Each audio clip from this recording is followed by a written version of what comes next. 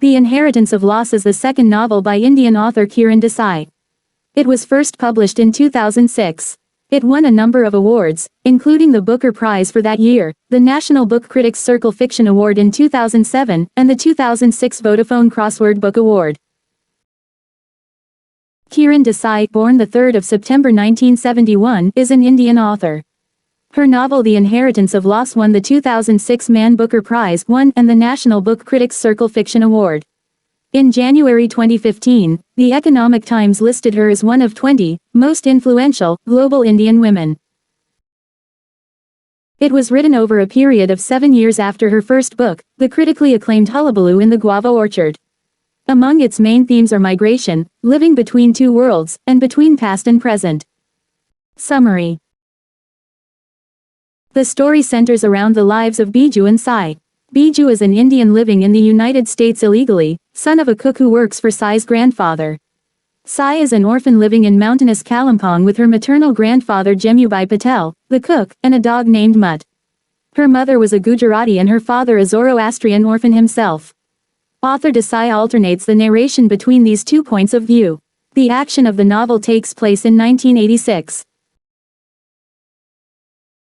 Biju, the other character, is an illegal alien residing in the United States, trying to make a new life for himself, and contrasts this with the experiences of Sai, an anglicized Indian girl living with her grandfather in India. The novel shows both internal conflicts within India and tensions between the past and present. Desai writes of rejection and yet awe of the English way of life, opportunities to gain money in America, and the squalor of living in India. Through critical portrayal of Sai's grandfather, the retired judge, Desai comments upon leading Indians who were considered too anglicized and forgetful of traditional ways of Indian life.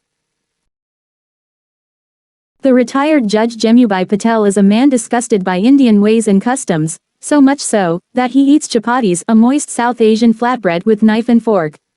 Patel disdains other Indians, including the father with whom he breaks ties and the wife whom he abandons at his father's home after torturing her. Yet Patel never is fully accepted by the British, despite his education and adopted mannerisms. The major theme running throughout The Inheritance of Loss is one closely related to colonialism and the effects of post-colonialism. The loss of identity and the way it travels through generations is a sense of loss. Some characters snub those who embody the Indian way of life, others are angered by anglicized Indians who have lost their traditions, none is content. The Gurkhaland movement is used as the historic backdrop of the novel. Inheritance of Loss is set in 1986 and unfolds in a nonlinear fashion, as such starts with the robbery of a retired judge's decrepit mansion by members of a radical Nepalese separatist group, sequentially, one of the last events to transpire in the novel. The succeeding events narrated in the novel move back and forth both chronologically, told as flashbacks, as well as between the viewpoints of two main characters, Sai, a privileged orphaned young woman, and Biju, a poor young man living illegally in the U.S. Sai is an orphaned young woman living under the care of her grandfather, a retired judge of considerable wealth and standing in their community. She and her grandfather live with an aging cook in a community at the foot of Mount Kanchenjunga in the Himalayan mountain range. Her grandfather, Jemubai Patel, was an esteemed judge both in local and independent courts in his youth. He is now a mere shadow of former self, choosing to live out his days in a lavish but deteriorating mansion. The judge, as the locals refer to him, takes care of Sai out of a sense of obligation to her deceased parents and out of a sense of guilt for his horrid treatment of his deceased wife, Nimi. Sai's life is one of near-complete isolation, her social interactions all but limited to tight circle of individuals. She is cared for more by their aging cook, who is never named in the novel, and schooled by nuns in the English manner, a matter that the judge insists upon because of his deep hatred for all things Indian. Later on her grandfather hires two elderly Anglophile women, Noni and her sister Lola, to further her education. Surrounded by people steeped in colonial tradition and practically indoctrinated to shun all things Indian, Sai is all but incapable of interacting with people outside her home, a foreigner in her own country. It becomes apparent that Sai is a gifted young woman and at 16 she has progressed in math and science so much that her tutors cannot keep up with her anymore. They hire a recent university graduate to teach her, a young Nepalese man named Kiran. The two quickly fall in love and become deeply involved in each other despite a vast socio-economic divide. The novel then shifts focus to Biju, the cook's son. Biju lives in New York City but as an illegal immigrant, as such it is practically impossible for him to get work apart from low-paying odd jobs in restaurants. He also finds it difficult to adjust to American culture and as such cannot gain entrance to the American community.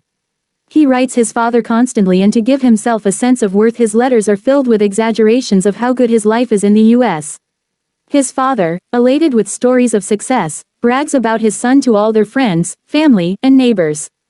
Biju's boasting backfires as now his father sends him numerous requests to assist relatives migrating to the US, instructing them to seek him out when they arrive. Barely capable of making ends meet, he avoids these appeals like the plague. Life in the US is arduous for Biju, not just because of the discrimination he receives from American customers but also because he has to endure racism from other immigrant employees who work in the kitchens with him. He is constantly misunderstood and maltreated by his American employers. He is even given soap and deodorant and urged to use it because of an unpleasant odor that he supposedly emits. This last insult breaks Biju and he finally quits that job to work in an Indian restaurant operated by a Hindu. Conditions become a bit better for him as they do not cook beef here unlike the previous establishments he worked in, and he is able to converse with the staff in his native language. His pay, however, still remained dreadfully low, requiring him to sleep in the kitchen, as he cannot afford to rent. Biju's luck runs out though as he encounters an accident while working, injuring his leg rendering him incapable of working. He must also pay for his medical bills himself, as his employer will not cover his medical bills. The novel then shifts from Biju's story to narrate Judge Jemubai's past. It is 1969 and here a 20-year-old Jemubai prepares to head off to England to earn a degree in law, like his father, a local judge. He must leave his 14-year-old wife, Nimi, who is practically a stranger to him. Theirs is an arranged marriage, typical in the Indian culture, and the two only really met during their wedding day. Nimi comes from a lower caste but their union is accepted as she comes from an astonishingly wealthy family. Her father had paid an exorbitant bridal dowry, seeing Jemu's legal career as a means to elevate their family's social status. In England, Jemu is maltreated by his English classmates, forcing him into long periods of isolated self-study to avoid interactions with them. When he finally graduates, he qualifies for a position as a colonial judge in the civil service, a post that requires he to travel constantly. It is at this point that he hires his nameless cook for his skill and immense knowledge of desserts, and where he is reunited with his wife. Their reunion is far from pleasant though, as he is thoroughly repulsed by his wife's rural manners. He treats her coldly, keeping her cloistered up in their home. A rival for office takes advantage of their estranged marriage, manipulating his illiterate wife into participating in a rally supporting his political adversary, humiliating the judge badly. He takes this public disgrace badly, so beats his wife brutally, then sends her back to her family, a tremendous insult in their culture. Nimi gives birth in exile, Sai's mother, but even then Jemu refuses her return and does not bother to see his daughter. Later on he learns that his wife has died under some very strange circumstances, allegedly a freak accident involving her sari catching fire on the stove, burning her to death. Jemu doesn't believe this though, thinking that it more likely to be foul play. He suspects Nimi's brother-in-law as the culprit, as he knows that he is burdened by paying for her living expenses. Despite his suspicions though, he doesn't pursue the matter any further. The novel then jumps to the present, where the Nepalese uprising begins to escalate and shake up their lives. Kiran and Sai's relationship turns sour as his mind begins to embrace the inflammatory philosophies of the Gorkha National Liberation Front (GNLF). Kiran begins to see the great disparity between his living conditions and Sai's, and it pushes him to join the rebels. Having intimate knowledge of the judge's mansion, he informs the GNLF members of a cache of weapons. They loot the mansion one afternoon and practically clean out their supplies of food, liquor, and a couple of old, rusty firearms. The local police go through the motions of investigating the crime but turn up with nothing. Sai's family as well as the ethnic Indians within their community begin to fear for their lives. Guilt-stricken by the crime but unwilling to answer for it, he begins to shun Sai. A distraught Sai secretly follows him to his house one day and sees the abject poverty he lives in for the first time. After overcoming her initial shock, she questions him about the robbery and his involvement with the GNLF. Kiran rebuffs her, fully sold into the radical group's ideologies, and a heartbroken Sai runs back home. Soon the GNLF begin to grow bolder, making things more difficult for the Indian minority in their community. They occupy Lola and Noni's property, driving the old women away. The police, having been unsuccessful in arresting any suspects for the robbery, vent their frustrations out on the town drunk, accusing him of masterminding the robbery, beating him savagely in the process. The beating blinds the drunkard, and in retribution for the unjust accusation he steals Mutt, the judge's cherished purebred dog.